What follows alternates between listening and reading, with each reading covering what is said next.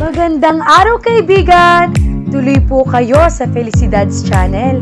Sa mga kwento ng buhay at pag-ibig na hinalukay sa natatagong baul ni Felicidad. Pero bago po tayo magpatuloy, huwag niyo pong kalilimutan na i-like ang video, i-subscribe ang channel, at i-click ang notification bell para lagi kayong updated sa mga parating pa na upload.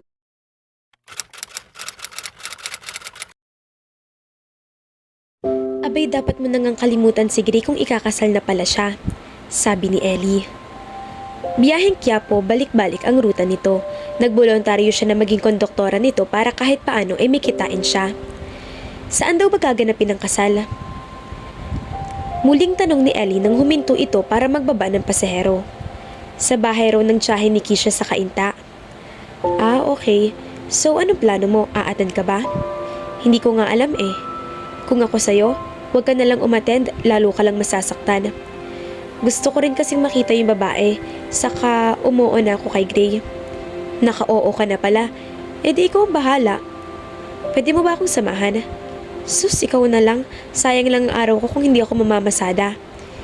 Hindi naman sa kasal no, sa pagbili ng regalo. Mamaya sa center point, nakakahiya naman kung sa karyado ako bibili. Umungo lang ang kaibigan niya ngunit hindi naman tumutol. Kaharap ni Gray sa inuman ng kaibigan niyang si Henson at ibang mga kasamahan nila sa trabaho. Parang ito ng stag party mo, tol. Pasensya na't walang babae sa kahon. Para namang totoong kasalang magaganap na kailangan pa ng stag party. Di ka man lang ba excited kahit paano? Maganda naman kasi si Kisha, pambato pa sa FHM ng Wakanta. Sus, kahit na maghubad siguro si Kisha sa harap ni Gray, walang epekto riyan. May ibang babaeng gusto ang body nating yan. Lagi mo na lang ako pinagtitripan. O siya, magseryoso nga tayo paminsan-minsan. Ano ba talagang tunay na nararamdaman mo kay Paula, Akob? Lately, lagi siya ang bukang bibig mo. May something na talaga, no? Iyang ngiting yan, may ibig sabihin yan. O ano, mayroon nga ba? I was with Kisha in Boracay for a week, but God knows si Paul ang gusto ko ng mga panahong yun. Hallelujah! Malakas na bulalas ito. Hindi nga ako nagkamali sa obserbasyon ko. O ano, nagparamdam ka na ba sa kanya? Hindi ito ang tamang panahon. Maniniwala ba yun sa akin kung bigla na lang ako magpaparamdam, samantalang nakatakda ako magpakasal sa ibang babae? Kung sa bagay, ano nga palang reaksyon niya nang sabihin mong ikakasal ka na? Nalungkot siya. Kitang-kita ko sa mga mata niya. Sariwa pa sa alaala niya ang reaksyon ng dalaga nang sabihin niya dito na ikakasal na sila ni Kisha. Kawawang Paula.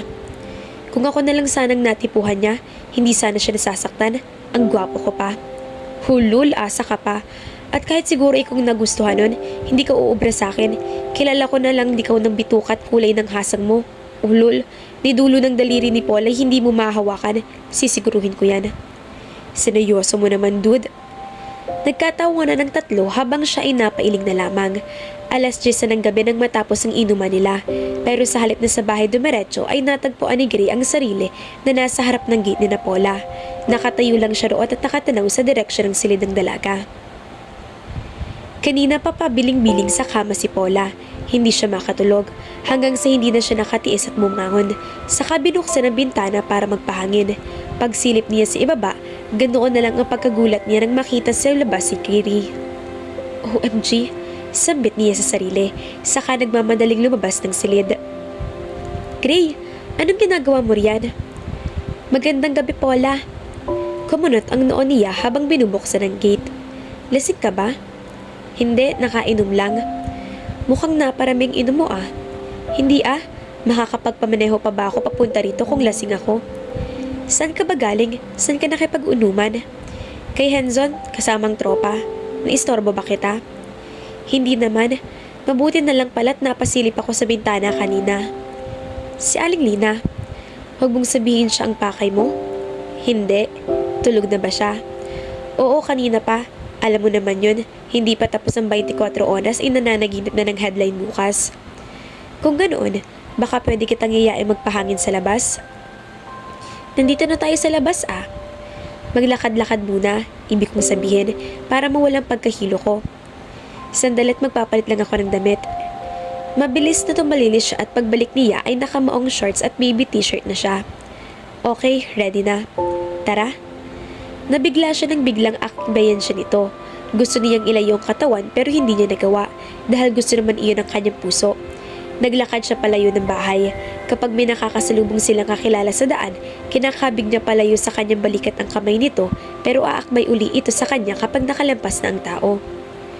Baka mapagkamalan nila ng boyfriend kita ha? Ano naman, nakakahiya ba? Gwapo naman ako ah. Anong ano naman, ikakasal ka na no?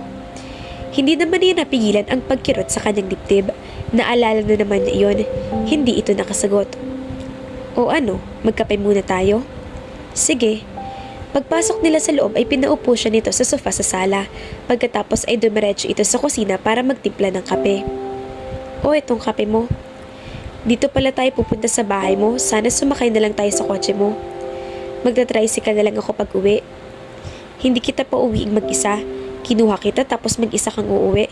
Ano naman ang tingin mo sa akin? Hindi pwede yon. Baka may mangyaring masama sa'yo at hindi ko kayanin.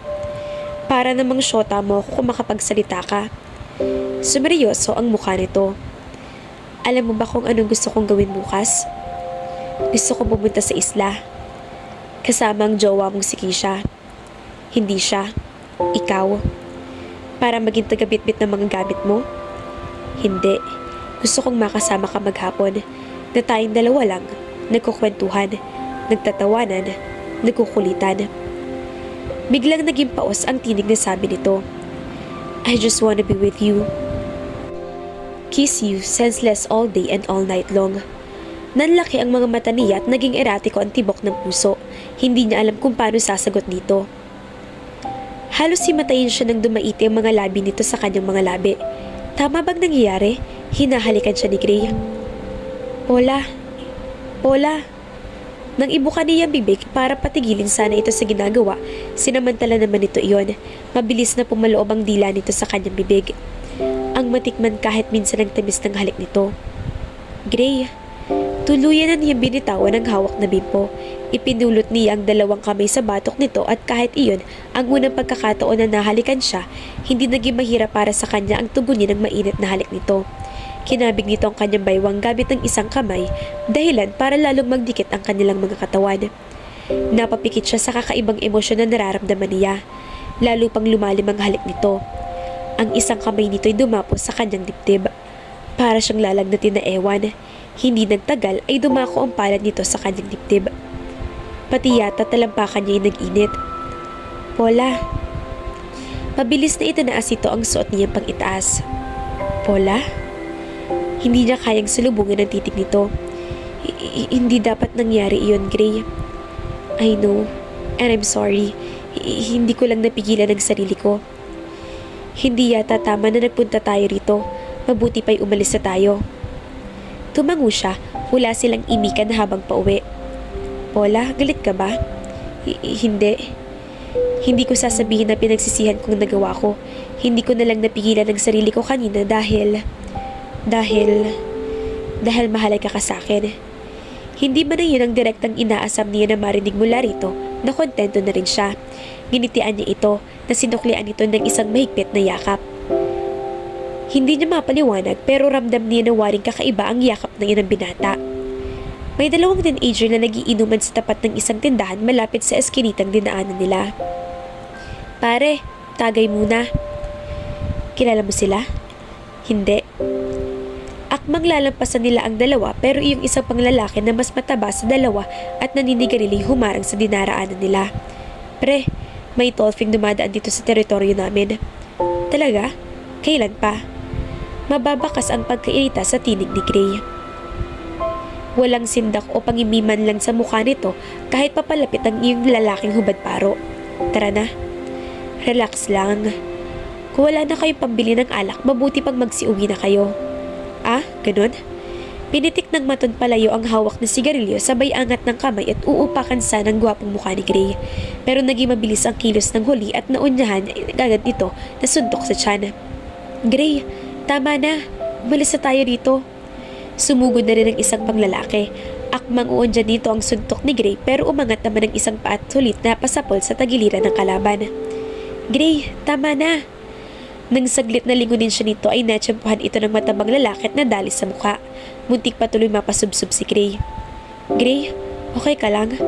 Oo naman, nagpatama lang ako para mapasubsob sa'yo. Para sa'yo itong mga ipapatako na maaaskad na pagmumukha nila, Irog. Nakuha pang magbiro ng sabi nito, saka sinalubong ang dalawang sumusugod na kalaban. Papalit-palit ang suntok at tadyak na ginawa nito sa dalawa. Maya-maya ay may dumating ng barangay tanod. Hala, lahat kayo doon sa barangay, sabi ng isang tanod. Halos isang oras din sina Paula at Grace sa barangay hall pero sa huli ay nagkaaregluhan naman. Mag-tricycle na lang tayo pa uwi sa amin para makuha mo na yung kotse mo at makauwi ka na sa bahay mo. Mabuti pa siguro, gamutin ko muna yung pasa sa mukha mo bago ka umuwi. Wag na, kaunting pasa lang naman to. Kahit na, baka uriratin ka pa ng fiancé mo pag nakita yan bukas. Dito na lang tayo at baka maistorbo pang tulog ng nanay at lolo mo. Iniwan na nga niya ito roon. Kumuha siya ng bimpo at binasain ng mga limagamgam na tubig. Saka nagdala ng betadine at bulak. I don't know when I started to care this much about you, Paula. Anong... Kapwa sila nabulabog nang makarinig sila ng mga yabag mula sa itaas ng bahay. Naku, baka si nanay yun. Paula? Paula? Umalis ka na, baka kung ano pang isipin ni nanay. Just relax. Lalong magdududa yun kapag nakita niya ako na biglang aalis dito. Nasa bungad na nga naghagda ng kanyang ina at nakatingin sa kanila ni Gray. Nariyan ka pala, Gray. Oho, Aling Lina. Nagkukwentuhan ho kami ni Paula. Aba, gabi na ah. Oo nga ho, paalis na rin ho ako. Sige, ingat ka. Ikaw, Paula, matulog ka na. Inihatid niya si Gray sa labas ng gate. Hindi niya masalubong ang titig nito. Good night, Paula. Baka gising ka pa ng pag nakauwi na ako, tatawagan kita. Sige.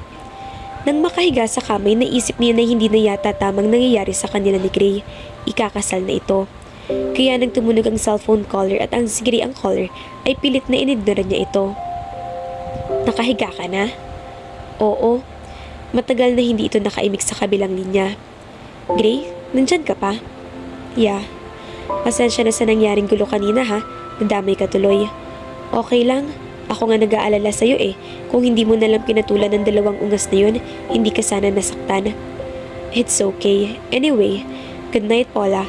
And I want you to know that I care for you. I care for you. Pero hanggang doon lang, dahil may mahal naman itong iba. Okay, matulog ka na. Good night, Greco. Good night, Ama Paula. Pakiramdam ni Paula ay lalagnatin siya nang dumating ang araw ng kasal ni Gray. Pakiramdam niya ay katapusan na ng mundo. Lutang ang pakiramdam niya habang lulad siya ng LRT at kahit na anong pigil niya para huwag mapaiyak ay hindi siya magtagumpay. Tama bang pasya niyang dumalo sa kasal ng lalaki? Tuliro siya't nalilito. Mula sa Cubao ay nag-FX siya pakainta at nagpahatid na lang sa tricycle. Ayaw raw kasi ni Kisha na magarbot maraming tao. Tila nagpapaka-low profile ang babae sa araw ng kasal nito. Pagdating niya sa malaking bahay ni Cora Barada, naabutan niyang abala ang mga tao sa loob ng malawak na bakuran sa pag-aayos sa mga mesa. Kaibigan po ako ni Gray. Nasa loob po si Sir Gray, abala sa pag-aayos. Maupo na lang muna kayo roon, ma'am. Mamaya ipupuntahan na sa simbahan. Idinuro nito mga nakahilerang upuan sa gitna ng bakuran. Sa bandang sulok ng bakuran ay may pahabang mesa na kinatatampan ng mga regalo. Shete! Nasaan yung regalo ko? Tanging ang pekang long champ lang na dala niyang bag. Nasa po niya ang noo. Naalala niyang nasa tabi pa niya ang paper bag na kinalalagyan ng kanyang regalo noong nasa LRT siya. Ang malas ko talaga. Nasayang din ang kulang-kulang 400 pesos kong regalong yun. Naglakad siya patungo sa mesa. Okay na rin na hindi ko bitbit ang regalo ko. Baka itong mga regalo rito yaret at bahay ang laman. Nakakahiya lang kung baso ang akin. Na-curious siya kaya binutingting na iyon. Saka niya napansin na walang card na nakakabit doon. Baka sa pagmamadali ng may-ari, nakalimutan na maglagay ng card. Bigla siyang napangisin ng umilaw na ideya. Nakangisi pa rin binuksan niya ang kanyang bag, naroroon pa yung dalawang extra na card. Kinuha niyang isa at nilabas ang kanyang cute na zebra ballpen. Nasa malaking silid ni Cora ang mga ikakasal na sina Gray at Kisha. Final touches na lang at matatapos ng pag-aayos kay Kisha. Si Gray ay kanina pa tapos ayusan. Nagkukwentuhan lang sila ng prospective biyanan na si Peter Zen. Sa kaibuturan niya ay gusto niya itong sakalin. Kapatid ito ng taong pumatay sa kanyang ama at ito ang magiging susi para mahanap nila si Shison. Matagal niyang hinintay ang pagkakataon na magkaroon ng tulay na maghahatid sa kanya sa kinaroroonan nito. Saka lang siya matatahimik kapag nabigyan na ng katarungan ang pagkamatay ng kanyang ama. Ang sabi niya kay Keisha ay upang makilala niya ang mga kamag-anak nito roon, suntok sa buwan dahil wanted na sila sa Malaysia. Handa ng lahat para sa okasyong iyon. Papunta na sila sa simbahan. Nakita na niya si Paula sa bakuran kanina, mag-isang nakaupo sa mga nakahilerang silya. Nang magtagpong kanilang tingin, nakikita niya na ang kakaibang lungkot sa mga mata nito. He wanted to run to her and hug her and tell her that he cared for her, na ang kasal nila ni Keisha hindi totoo, pero makakapaghintay yon. Ngayon pa lang ay kinocongratulate na kita. Sabi ni Paula nang lapitan siya pagkalabas ng bahay. Thanks, Paula. Napayakap siya dito. May gusto siyang sabihin dito pero hindi yun lumabas sa kanyang bibig. Di kalayuan sa Our Lady of Light Parish ay may isang itim na van na kanina pa nag-aabang. Lula niyon si Patrick Delen, kasamang 4 na bodyguards. Sa isa pang van na nasa bandang harap ng simbahan ay nakapwesto ang sharpshooter na tauhan niya. Tumunog ang cellphone niya. Ang caller ay iyong isa sa mga lookout na nakatambay sa labas ng bahay ng tiyahe ni Keisha. Boss, nakaalis na rito yung sinasakyan ni Keisha. White na BMW. Okay, copy. Get ready for... Ang subject ay nasa loob ng puting BMW. Yes, sir. Mula sa kinuupuan niya sa passenger seat ng van, kitang-kita niya ang pag-ibis ni Keisha mula sa kotse. Napakaganda nito sa simpleng off-white na trahe de boda. Ngunit, umismid siya. Sayang ka, Keisha. Kung hindi mo ko tinalikuran, hahaba pa sana buhay mo. Pero kailangan na kitang iligpit. Ilang segundo lang ay umalingaw-ngaw na ang putok ng baril. Kasunod niyon ay ang pagbagsak ni Keisha sa semento. Pagkatapos ay nagkagulo na sa paligid. Let's go, Romeo. Mabilis na utos niya sa driver. Alam na nito ang gagawin. Mabagal na pinaandar nito ang van palayo sa simbahan. Tulala pa rin si Paula nang makauwi sa bahay. Hoy, Ama Paula, okay ka lang? Bakit putla-putla ka? Anak, ano problema? Nay, nabaril yung mapapangasawa ni Gray. Ano? May bumaril sa kanya. Natamaan siya bandang ulo. Nagkagulong mga tao, isinugod sa ospital si Keisha. Diyos ko, kamusta ang lagay niya? Buhay ba? Hindi ko po alam. Ite-text ko na lang si Gray mamaya. Naku po, kamalas naman ni Greco. Mababalo agad kung hindi makakaligtas ang babaeng yun. Hindi pa nga nagsisimula ang kasal nabaril siya bago pa makapasok sa simbahan. Sino naman kaya may pakana nun? Hindi ko po alam. Alas 7 ng gabi nang makatanggap siya ng reply sa pangungumusta niya kay Gray. Critical ang lagay ni Keisha. Ongoing ang investigasyon sa kaso. Alagaan mo si tatay ha? Pauwi ito sa Leyte. Opo, Nay. Hindi na niya hinintay na makaalis ang bus na sinasakyan nito at umuwi na siya. Inabala niya ang sarili sa paglalaba para hindi niya masyadong maisip ang nangyari kay Keisha. Ikaw ba si Ama Paula Palikpik? Ako nga po. May warrant of arrest ka. Sumama ka sa amin. Ho? Diyos ko. Paulit-ulit na umalingaw-ngaw sa isip niya ang naunang sinabi ng pulis na dinakip siya ng mga ito sa suspetsya na siya ang utak sa pamamaril kay Keisha. Sir, ano ho bang nangyayari? Bakit ako naging suspect sa nangyari kay Keisha? Anong kinalaman ko sa kanya? Nabuksan ng mga katulong ang regalo mo para sa ikakasal. Kaya pala mabigat at namatayan pa ng kuko sa paa yung isang katulong na mabagsakan ng kahon. Anak ng teteng, lapid na pala ang regalo mo. Ho? Hindi naman ho siguro itatanggi ng regalo mo yun at may pangalan mo pa sa tarheta. Pero ang totoo po niyan, sa presinto ka na magpaliwanag, Miss Palikpik. Tara na sa sasakyan. Pero wala na siyang nagawa nang isakay siya ng mga ito sa patrol car. Kahit paano ay nag-alala rin si Grace sa kalagayan ni Keisha. Nasa ICU pa rin ito. Sir, may tawag ako mula sa isang pulis natin. Napasok na nila ang bahay ng isang Ama Paula Palikpik at may mga nakuha silang ebidensya na magpapatibay sa kasong isasampa sa kanya. Ama Paula Palikpik? Tama bang naririnig ko? Yes, sir. Siya ang suspect namin na mastermind na nangyari. Nang buksan ng regalo niya para sa inyo ni Vincent ay isang lapid ang laman niyon. Ayon sa investigasyon namin ay kakilala ninyo ang suspect, sir. Mas mabuti sigurong sumaglit kayo rito sa estasyon mamaya dahil on the way na sila patungo rito. Para siyang bibitayin habang nagmamaneho patungo sa police station. Si Paula ang suspect? Paano nangyari yon? Pagdating niya sa police station ay nalaman niya na nakakulong na ron si Paula. Gusto niyang tumakbo puntahan ito. May nakuha raw ang mga tauhan nito na tarheta sa bag ng dalaga na katulad ng ginamit ito para doon sa lapid ng regalo nito. Mga ebidensya nag-establish ng motibo ni Paula para gawin ang krimen laban kay Keisha. Napanganga siya nang makita roon ang mga picture nila ni Paula na kinunan ilang taon nang lumipas. Nakakagulat ang mga captions sa ilalim ng bawat litrato. Me and my one and only, Papa Gray, I love you. Ang pogi mo talaga.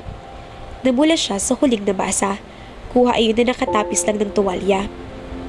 Diyos ko naman, Ana Paula, sinong hindi magsasabi na hindi niya stalker ito? Pistula itong paparazzi sa dami ng stolen shots ito. May Photoshop pictures naman itong isang album. May picture doon si Iron Man pero mukha niyang nakalagay. Mukhang matagal nang may gusto sa'yo si Miss Palikpik at dahil sa ibig kanyang tinangka niyang ipapatay ang nobya mo at dumalo pa siya sa kasal para siguro saksihan ang mangyayari kay Vincent o para magbigay ng signal sa mga kakonsyaba niya. Dahil ayon sa investigasyon ay kasabay ng tiyahin ni Miss New ang suspect mo mula sa bahay hanggang sa simbahan. Nanlubo siya. Ultimo table napkin sa fast food na kinainan nila ay inipon daw ni Paula. Habang papalapit sa kulungan ng mga babae ay natanaw na niya si Paula. Bumikat ang kanyang dibdib. Palikpik, lumabas ka muna. Hindi tumugon si Paula. Gray? Shh. Everything will be alright, Paula. Hindi sa'yo ang galing ang regalong iyon, diba? Hindi sa akin.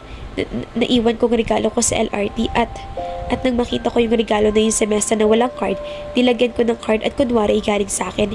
Hindi ko man lang naisip na kaya pala ang bigat ng box na yun ay lapid ang laman.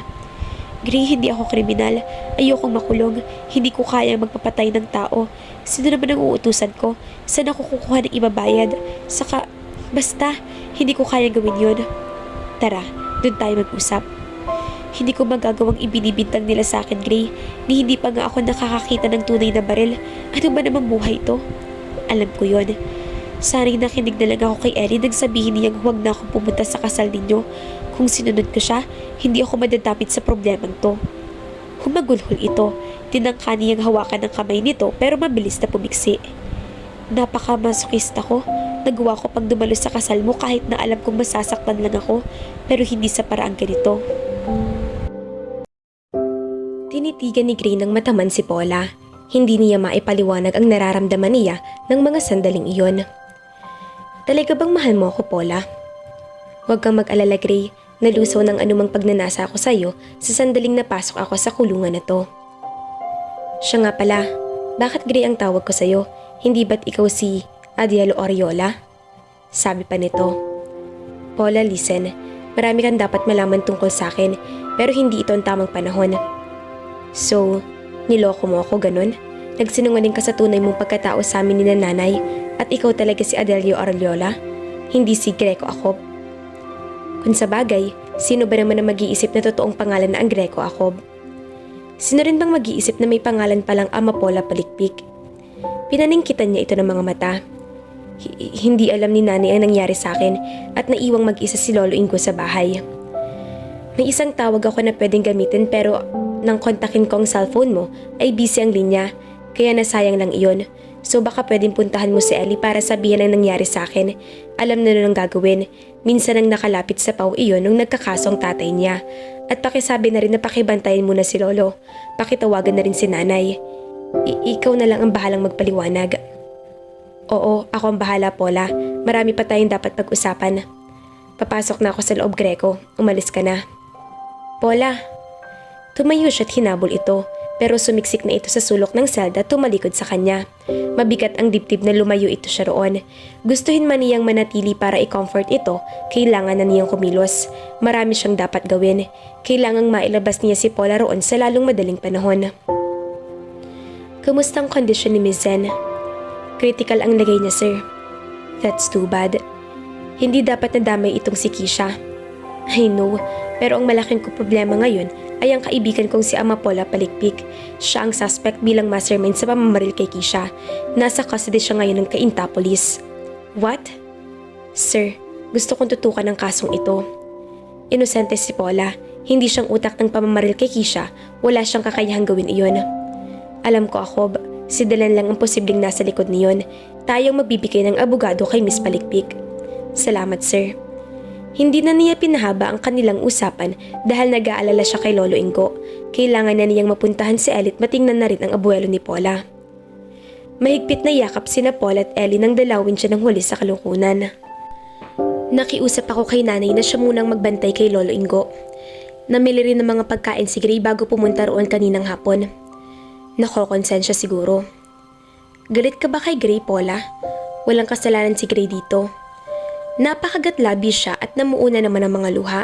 Kung hindi dahil sa pagkahumaling ko sa kanya, hindi mangyayaring ganito sa akin. Ikaw ang may kasalanan. Hindi niya sinabi sa'yo na mahumaling ka sa kanya. Hindi rin siyang may sabi na magregalo ka ng lapida sa kanila. Hindi sa akin galing ang lapida. Pero paano mong papatunayan yun? Pangalan mong nasa tarheta, sulat kamay mo, at tiyak na batbat ng fingerprints mo yun. Naintindihan kita kung iniisip mo na tatanga-tanga ka dahil iyon ang totoo. Iyan bang ipinunta mo rito? Pasensya ka na, pati ako'y namumroblema ng husto sa nangyari sa'yo. Paano natin lulusutan iyong mga sinabi ni Gray sa akin na circumstantial evidence na iyon? Ikinuha ka na raw niya ng abogado, darating din daw iyon ngayon dito. Napahagulhol din siya ng tuluyan, naabutan pa ni Hanson, ang kaibigan ni Gray na naroon si Ellie. Kasama na ni Hanson ang abogadong kinuha na rin kay Gray. Kinaumagahan ay bisita uli ni Paula si Gray. Nag-order ako ng pansit malabon. Alam kong paborito mo to. Di ka na sana nag-abala. Dumaan din ako sa Shakey's para bumili ng mojos at Belgian fries. Paborito mo rin ang mga ito, diba? Paula, kailangan mong kumain. Hindi ako nakatulog ng maayos kagabi sa kakaisip sa'yo. Alam kong hindi ka komportable dyan sa loob. Kahit sa pagkain man lang ay makabawi ka. Ipinapangako ko sa'yo na sa lalong madaling panahon ay makakalabas ka rito. Magtiwala ka sa akin. Mahinang pasasalamat lang ang nagbigas niya. Siya nga pala, susunduin ko mamaya si Aling Lina sa bus terminal. Dito na kami dadiretso. Huwag ka mag-alala dahil nang nasa bahay pa ninyo yung nanay ni Ellie. Nagbigay na rin ako ng kaunting pagkastos doon para sa pagkain ni Lolo Ingo. Oh, kain na. Sasaluhan na kita para ganahan ka. Pasensya na pero hindi ako nagugutom. Paula, mabuti pa siguro umalis ka na. Paula, wag mo naman akong pahirapan ng ganito. Lalo lang ako nagdurusa pag nakikita kita, Gray. Pigil niya ang pag-iyak ng mga sandaling iyon. Sige, aalis na ako. May dadaanan pa kasi ako bago dumiretso sa bus terminal. Pagkaalis nito'y hindi na niya nalabanan ang matinding gutom. Sinaluhan siya ng 2 kapwa niya inmates. Hapon na nang dumating ang kanyang ina. Mugto ang mga mata. Hindi dito kasama si Gray. Bakit ba kasi dumampot ka na lang ng basa na kung anong regalo na hindi mo alam kung ano ang laman? At tama lang pala na paghinalaan ka nila dahil sa mga nakuha nilang ebidensya sa kwarto mo. Matagal ka na palang may gusto dyan kay Gray, kaya pala panay ang punta mo sa bahay niya.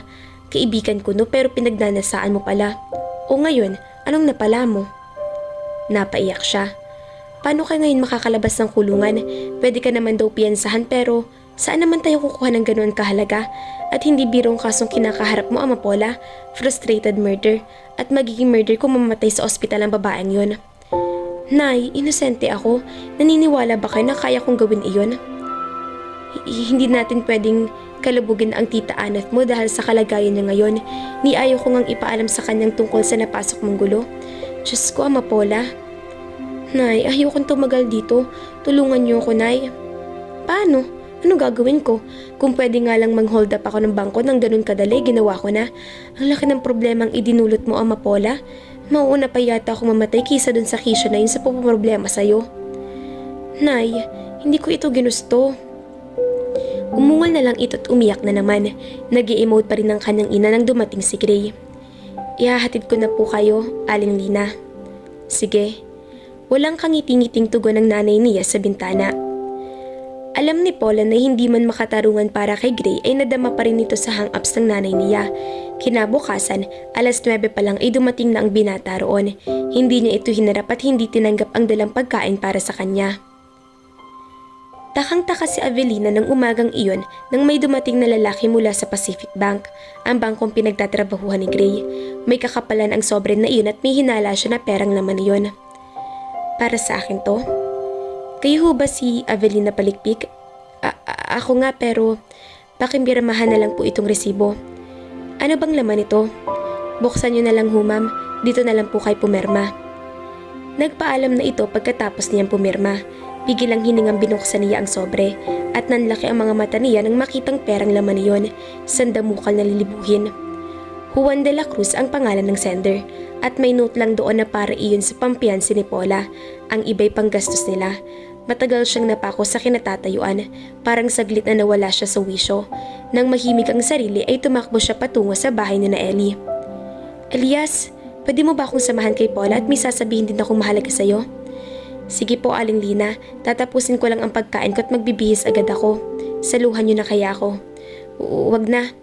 Daanan mo na lang ako sa bahay mamaya. Magbibihis na rin ako. Bibilinan ko pa yung kapitbahay na titingnan muna kay tatay. Sige po. Pagkalipas ng 2 oras ay nasa Cainta Police Station na sila. Hindi makapaniwala si Paula sa kwento ng nanay niya na may nakatanggap itong pera na pampiyansa. Kanino naman kaya galing yan, Nay? Sino yung Juan de la Cruz na yan?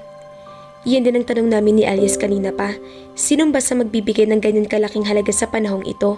Kahit nga 100 ang hirap mangutang sa hirap ng buhay.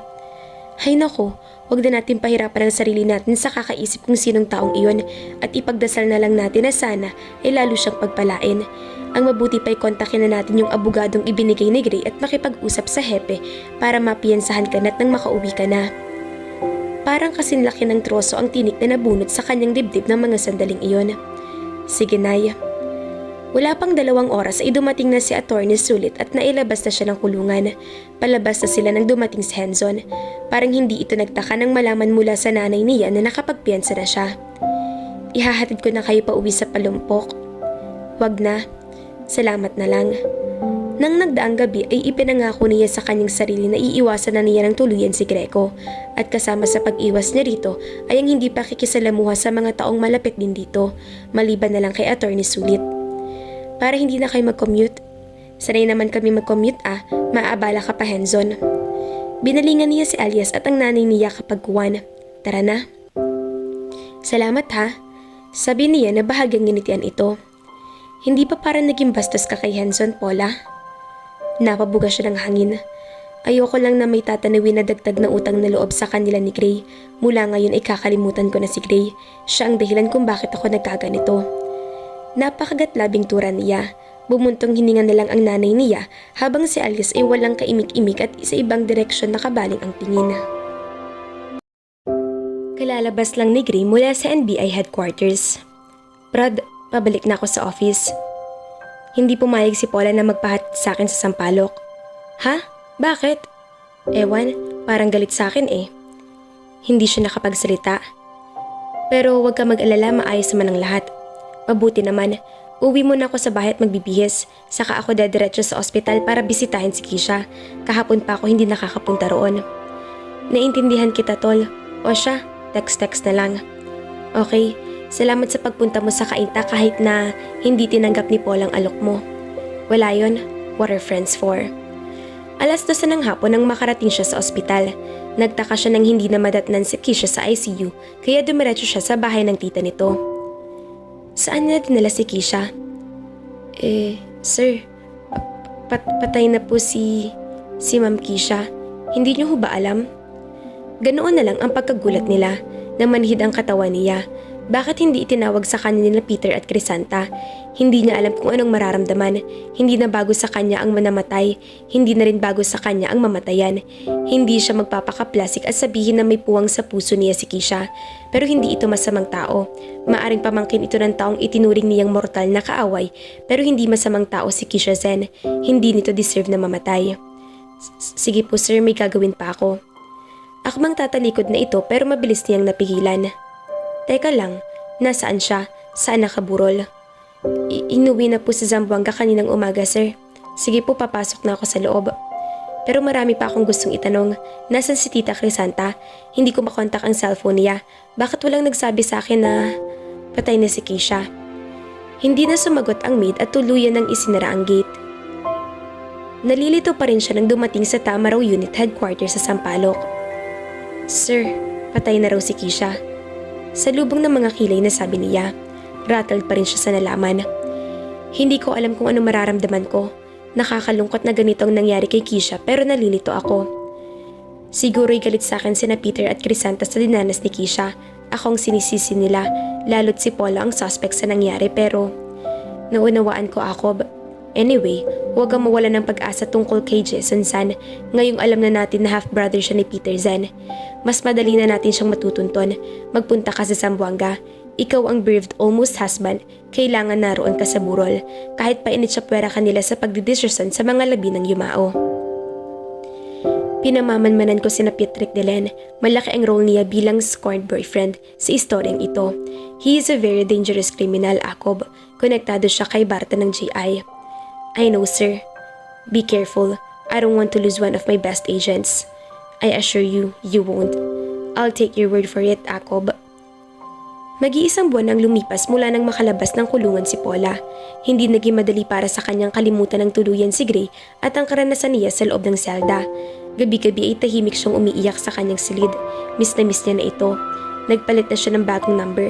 Hindi rin naman siguro ito kumokontak sa kanya dahil kung gusto nitong makausap siya, pwede naman itong pumunta sa bahay. Nang tanghaling iyon ay pumasok siya sa silid ng lolo Ingo niya. Lo, natatandaan mo pa ba nung high school ako?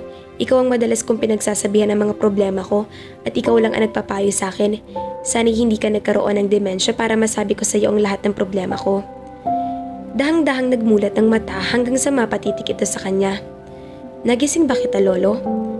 Karina? Ako po si Paula, Lo. Ama Paula, iyong anak ni Avelina, apo niyo ko. Ikaw si Ama Paula, ang batang iyakin. Ako nga po yun, Lo. Hayan, naaalala mo pa pala ako. Kayo yung tagahatid sa akin sa eskwela nun, di ba? Kapag umuulan at may baha sa labas, kinakarga niyo ako sa likod niyo. Lo, ang bigat-bigat ng loob ko. Gusto kong umiyak ng umiyak. Shh! Tahan na, Ama Paula. Lumayas na ang mga hapon. Magkukulong ka na lang ba sa maghapon sa kwarto mo, Ama Paula? Tanong ng nanay niya. Iniiyakan mo pa rin ba ang Gray na yon? Hay nako, Ama Paula, magising ka nga.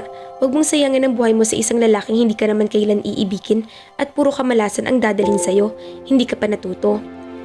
At ayoko na rin makita yung Greco dito sa bahay. Tandaan mo yun, Ama Paula. Napahama ka dahil sa lalaking yun. Tigilan mo ng kahibangan mo. Opo. Kinabukasan ay dinalaw niya si Ellie sa bahay ng mga ito. Ban sa coding ang jeep nito ng araw na iyon kaya nakatambay lang ito. Tumawag si Melay sa akin kagabi. Ang laki ng problema na ang kaibigan natin yun. Mayaman ngang napangasawa pero nananakit naman. Madalas daw siyang sinasaktan ng hapon dahil sobrang seloso at kapag nalalasing daw ay nagiging bayolente. Kawawa naman siya. Pauwi na raw siya sa Pilipinas. Baka hiwalayan na niya yung asawa niya at dito na uli sa Pilipinas maninirahan. Dapat lang na gano'n ang gawin niya kaysa habang buhay na maging miserable siya sa lalaking yon. Oo nga. Siya nga pala, kunin mo uli akong konduktora habang naghihintay sa pag-usad ng kaso ko ha. Oo ba? Lakas mo sa akin eh. Ako lang naman ang mahina sa'yo. Anong mahina ka dyan? Talaga naman hindi mo talaga ako mapansin. Kilabutan ka nga, Elias. Magkaibigan tayo no? Ikaw ang best friend ko. Sumaryosong mukha nito. Paula, alam mo naman na noon pa'y may gusto na ako sa'yo, di ba? Pero magkaibigan nga lang tayo. Parang kapatid na ang turing ko sa'yo. Kung bibigyan mo siguro ako ng pagkakataon, baka sakaling ma-develop din ang feelings mo sa akin. Ellie, kung sa bagay, mahirap din pilitin mo ang sarili mong magustuhan din ako, Paula. Kalimutan mo na lang ang sinabi ko. Inihatid siya nito sa bahay nila pagkatapos siyang pakainin ng pansit malabon sa kanto. Oh, natataranta ka na naman, komento ni Ellie. Baka nakakalimutan mo, nangako ka na hindi mo papansinin si Akob. Hindi na talaga. Samahan mo muna ako sa loob. Pagpasok nila sa bahay ay nasa sala nga si Gray. Sinabi ko kay Gray na mabuting huwag na muna siyang pumunta rito habang hindi pa ayos ang kaso. Ayon kay Attorney Sulit ay baka hindiin makabuti sa kaso mo. Baka lalo kang madiin, lalo't napakahirap na ngang idepensa ng mga ebidensya laban sa'yo. Mamamalengke ako, Paula, ikaw na munang bahala rito. Hindi ka na sana nagpunta rito, Gray. Nakausap mo na naman siguro si Attorney. Gusto lang kitang kamustahin dahil hindi na kita makontak sa number mo. Bago pa siya nakatugon ay dinampot na nito ang supot na nasa center table. Dinalhan kita ng bulaklak, hindi pwedeng rosas, bawal pa, kaya chicharong bulaklak na lang muna para walang mali siya. Alam kong paborito mo ito. Hindi niya inabot iyon. Magpapaalam na ako, Paula. Babalikan ko yung nire-repair ko. Sige, salamat sa paghahatid. Nang makalabas si Ellie ay formal pa rin ang mukha na muling hinarap niya si Gray. May gagawin pa ako, Gray. Bakit nga pala Gray ako ng Gray samantalang hindi naman iyon ang tunay mong pangalan? Ako talaga si Greco Acob at hindi Adelio Ariol. Adelio Ariola lang ang kasing pangalan ko na alam ni Kisha at ng pamilya niya. Kinakailangan ko mag-disguise pero wag mo nang alamin kung bakit. Lalabas at lalabasin din ang dalikan kung kakailanganin kong matestify para sa'yo. Alam kong incriminating mga ebidensyang hawak ng mga pulis laban sa'yo. Pero hindi ako titigil hanggat hindi nagkakalino kung sinong tunay na nasa likod ng nangyari kay Kisha. Basta hayaan mo na lang ako. Sabi ni Attorney, patay na raw si Kisha. Murder nang ikakaso sa akin. Pero hindi pa rin nagsasampa ang pamilya niya. Kaya pwede bang lubayan mo na lang ako kung talagang concerned ka at ayaw mong mabulok ako sa bilangguan? Naglulok sana ang pamilya ni Kisha. Huwag na nating dagdagan ang galit nila kung malaman nila na matuloy ka pa sa pakikipaglapit sa akin. Pwede bang huminahon ka't makinig sa mga sasabihin ko? Kapag ayos ang lahat at sisiguruhin ko yon, ay magkakaroon ako ng kalayaan na sasabihin sa iyo ang lahat, lalong-lalo ng nararamdaman ko. At ano bang nararamdaman mo? I think I've already fallen for you. Anong tingin mo sa akin? Ganun ka tanga? Maniniwala ba ako sa sinasabi mo? Samantalang kung hindi nangyaring kamalasang iyon nung araw ng kasal ninyo, ay nakatali ka na sa ibang babae. At hindi naman ako kawalan sa'yo kaya umalis ka na. Pakiusap. Hindi to makakabuti sa kaso ko kaya huwag ka nang magpakita sa akin. Baka pati ikaw ay pagsuspetsyahan ng mga Zen. Dapat ay nagluluksa ka pat hindi nang good time sa babae na sa sobrang paghumaling sa'yo ay baka makulong pa ng habang buhay. Paula. Naiyak na siya ng tuluyan, saka nagmamadaling pumasok. 5 araw nang sumasama si Paula sa pamamasada ni Elias. Galing silang palengke ng Galas at biyabiyahe na pakiapo sa kayang mangilang-ilang pasahero na magulat sila nang sa gilid ng gas station ay pumara si Gray. May hawak na reusable shopping bag. Relax lang. Biro ni Ellie sa kanya nang muling paandarin nito ang jeep. Gusto niyang lumingon sa direksyon niya ng kinaupuan ni Gray, malapit sa dulo, pero pinigilan niyang sarili. Noon siya biglang nakaisip ng ideya. Pinagpapawisan ka na. Sabi niya na medyo nilakasan ang tinig sa pag-asang umabot iyon sa pandinig ni Gray. Huwag kang aangal para huwag na siya mag-isip ng kung ano-ano sa akin at tumigil na siya sa kapupunta sa amin. Hindi kasi niya alam kung naawa lang sa kanya si Gray, nagigilty o ano, kaya panay ang lapit nito sa kanya mula nang nangyari ang trahedya kay Kisha. Bayad? Anang tinig ni Gray. Napilitan siyang lumingon. Iniabot ng isang babaeng pasahero ang bayad ni Gray. Pakiabot na lang po sa mamang nagbayad. Babaeng nag-abot ng pera. Nahuli pa niya ang bahagyang pagkunot ng noo ni Gray. Bumaba ito sa harap ng Pacific Bank. Baliw ka talaga, nailing na sabi nito nang muling patakbuhin. Ginamit mo pa ako para pagselosan si Gray. Di ko naman siya pinagseselos, kapal ko naman nun no. Hindi ko nga alam ang intention sa akin nun eh. Baka naawa o kaya nagigilty o nag-good time lang. O nagsasamantala dahil sa mga kagagahan ko na nalaman niya. Okay, ginagawa kang panakip-butas dahil nawalan siya ng mapapangsawa. Kaya, kuwi daw rin at pinakapinasasakay ko lang nun. Mamaya lalo ka lang madiin dun sa kaso.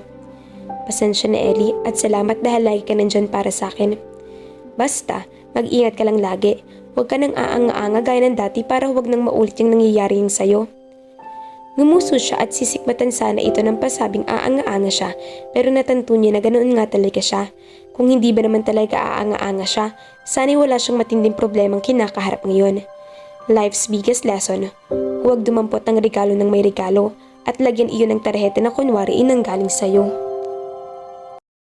Tama na yan, tol. Pigil ni Henson nang muling magbukas ang isa pang fundador si Gray. Anong tama na? Maaga pa naman ah. Huwag mong sabihing hindi mo na kaya. Anong maaga pa naman? Umaga na dude. Iba na ang petsa, alas 12 na oh. Kailangan ko nang umuwi. Kaya mo akong iwan mag-isa rito, bro? Lakas, tama ka nga ata talaga kay Paula, tol. Pero kalimutan mo na siya kung sabi mo nga mukhang boyfriend na niya yung kaibigan niyang si Ellie. Mas deserve niya siguro ang lalaking yon. Trantado ka kasi, dude. Pinagseselos lang ako nun. Mahal pa rin ako ni Paula. Hindi yun basta-basta mabubura. Aniyang hindi sigurado kung si Hanzo o ang sarili niyang kinukumbinse. Pero posible nga ba yun na dahil sa dusang idinulot ng pag-ibig ni Paula sa kanya ay naglaho na iyon? Iyon naman pala eh. Hindi mo naman pala kailangan magkalangango eh. Bukas sa bukas din ay suyuin mo siya. Kung kinakailangan daanan mo sa santong paspasan gawin mo. Magaling ka naman dun, di ba? Ulol. Wala rin itong nagawa kundi tulungan siyang ubusin ng alak. Ang resulta, mag-aalas 12 ng madaling araw nang matapos sila. At dahil parehong lasing, doon na sila nakatulog sa sala ng kanyang townhouse. Pasado alas 10 ng umaga nang magising siya. Sabado kaya wala silang pasok. May hangover siya at hirap na hirap bumangon pero nakaalis na si Henzon. Greco, hindi ka ba uuwi para sa birthday ko bukas? Oh, napabuga siya ng hangin. Tita Tina, pasensya na. Nakalimutan ko na tuloy ang birthday mo. Sige, uuwi ako ngayon din dyan. Total, Sabado naman ngayon. Habang nagsashower siya ay nabuo ang plano sa isip niya. An hour later ay nagmamaneho na siya patungo sa bahay nila Paula. Nagulat siya ng pagliko niya sa kanto ay naroon ito parang nag-aabang ng tricycle. Hi Paula, saan ka pupunta? Pake mo. Nakairap na sabi nito. Huwag ka na magtry dahil hindi bagay, mukha kang santa. Umingos ito.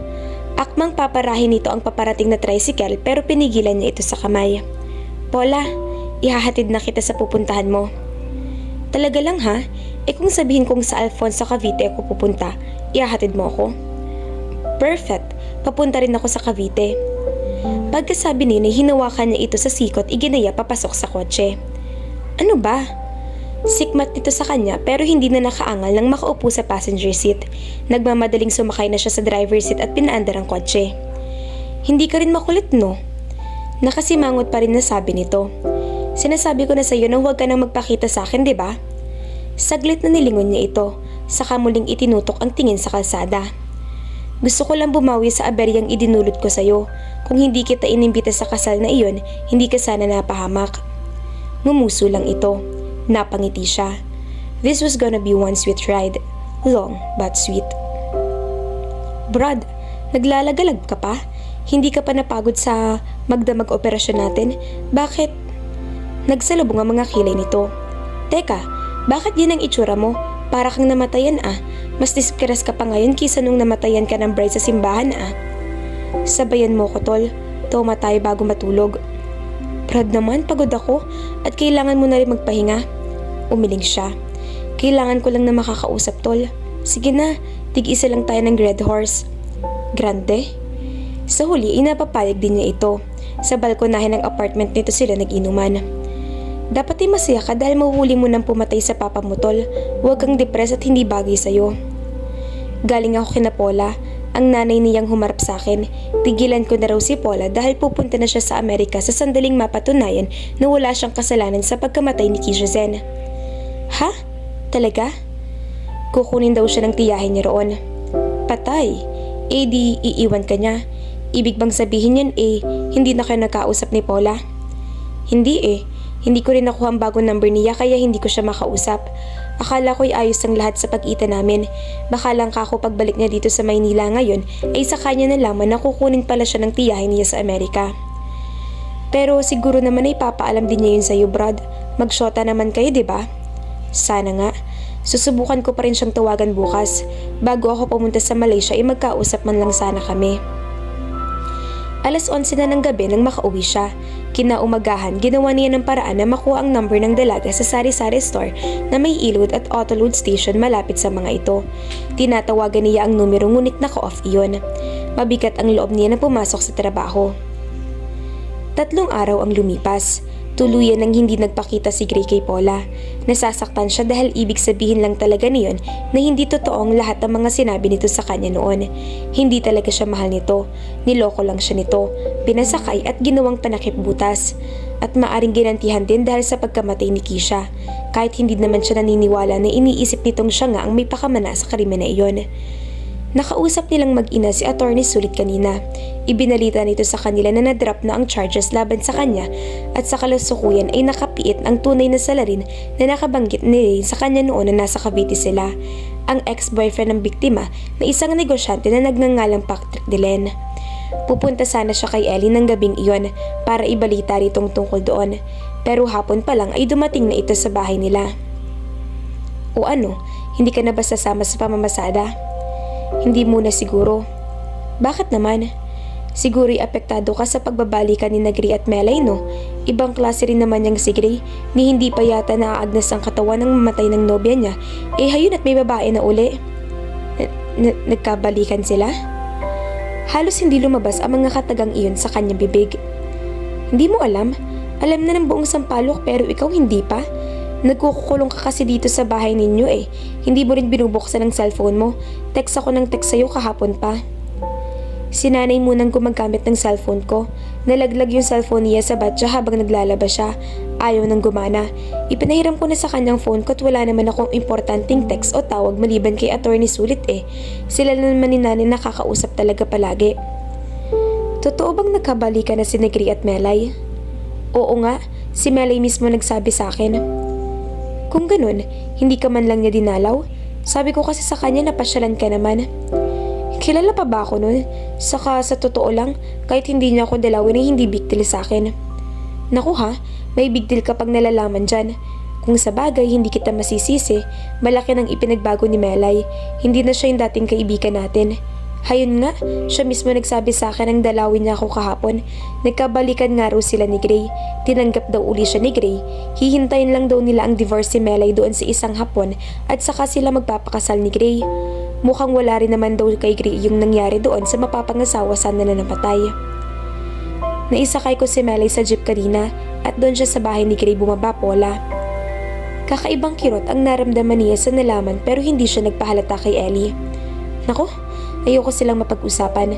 Ayoko nang malasin sa Greco na yun at alam mo naman na nangyari dahil sa kagagahan ko.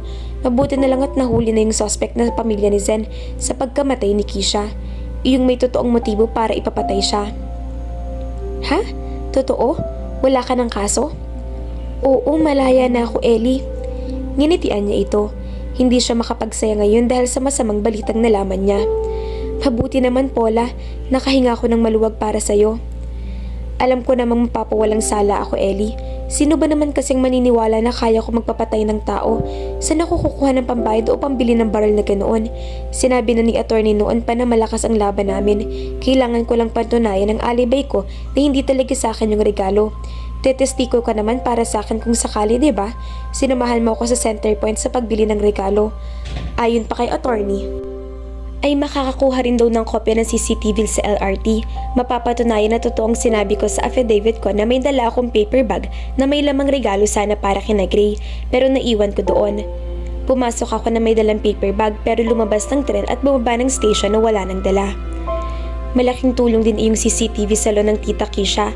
Nakakahiyaman ang kuha ko roon na nagminenok ng regalo na may regalo, pero at least napatunayan ko to doon na totoong salaysay ko na basta ko na lang kinuha yun doon. Talaga? Kung ganun ay mahina pala talaga ang kaso laban sa'yo. May nahagip ba sa camera na ibang tao na naglagay ng regalong iyon? Maingat daw ang pagkakalagay sa mesa. Hindi kita ang mukha ng lalaki dahil nakatungo lagi at naka-baseball cap. Mukhang ina-anticipate ng CCTV kaya maingat talaga sa pag-aangat ng mukha kaya nang ipakita sa may-ari ng catering services yung video. Hindi nila masabi kung empleyado nga nila yun o hindi. Pero at least, napatunayan ko na totoo ang mga sinasabi ko. Ngayon, malinis ng record ko, Ellie. Malaya na akong kumuha ng passport at iba pang dokumento para makapag-travel ako. Minamadali na ako ni nanay at tita Annette. Gusto nilang makaalis ako pa US. Ayoko na rito. Bangungo talaga itong mga pangyayaring ito, Ellie. Bukas, kukuha ako ng birth certificate sa NSO at NBI clearance. Kailangang makakuha agad ako ng passport. Yun ang ibinilin sa akin ni tita. Kagabi nang tumawag siya. Kukunin niya na ako sa Amerika. Ha? Talaga? Oo, tutulungan nila ako ng asawa niya. Lumungkot ang kaibigan niya. Ibig sabihin, magkakalayo na tayo. Tama lang na lumayo ako, Ellie, para makalimutan ko na ng tuluyan si Gray at ang pangit na episode na ito sa buhay ko. Alas 9 na ng gabi nang magpaalam si Ellie. Nang makahiga siya sa kama, ilaman pa rin ang isip niya si Gri at Melay. Napaiyak na lang siya. Matagal bago niya napakalmang sarili. Hindi pa rin mawaglit si Gri sa kamalayan niya. Hanggang sa makapagpasya siya, mabuti na lang at tulog ng nanay niya. Lumabas siya ng bahay, sumakay siya sa tricycle at nagpahatid sa bahay ni Gri. Naku mga ka-Felicidad, ano naman kayang gagawin ni Paula sa bahay ni Gray ng 10 oras ng gabi? Abangan!